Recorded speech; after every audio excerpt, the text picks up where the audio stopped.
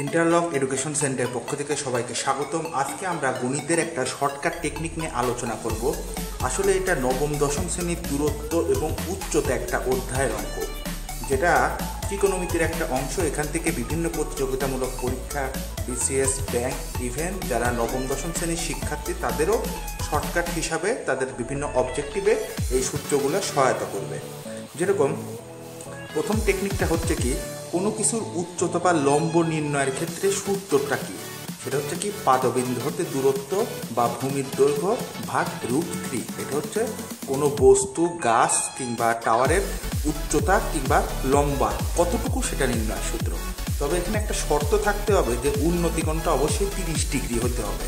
60 degree 90 degree হলে এই সূত্রটা খাটবে না। যেরকম আমরা একটা উদাহরণ থেকে দেখে আসি, একটি গাছের পাদদেশ হতে 90 মিটার দূরে, তার মানে পাদবিন্দু হতে দূরত্ব কত, 90 মিটার দূরে একটি বিন্দুতে গাছটির শীর্ষবিন্দুর উন্নতিকোণ 30 ডিগ্রি, অর্থাৎ শর্তে মিলে গেছে যে উন্নতিকোণটা কত, 30 ডিগ্রি। উন্নতিকোণ 30 ডিগ্রি হলে গাছের উচ্চতা কত?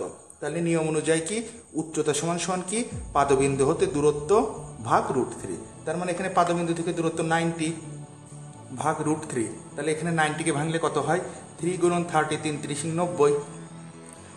√3 দিয়ে শুধু একটা 3কে যদি আমরা কাটতে যাই তাহলে পরে কি হয়, একটা √3 বাঁচে আর তার পাশে 30 থাকে গেল, অর্থাৎ 30√3 হচ্ছে এটার অ্যান্সার। আবার এটাকে পয়েন্টে করলে 51.96।